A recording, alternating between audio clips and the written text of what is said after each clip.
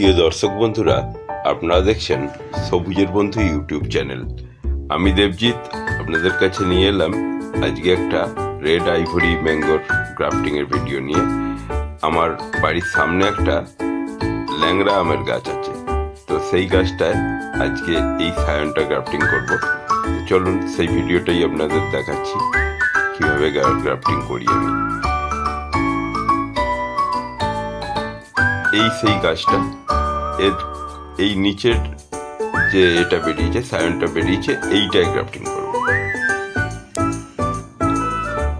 তো চলুন দেখুন কিভাবে সায়নটা কেটে নিচ্ছি তির্যকভাবে। দেখুন পুরোপুরি ভিডিওটা ভালো করে দেখুন কিভাবে করছি, সেইভাবে আপনারাও করুন, সফলতা পাবেন।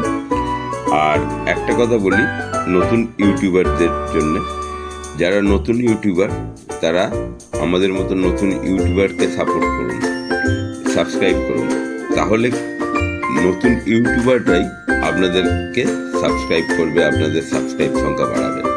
তো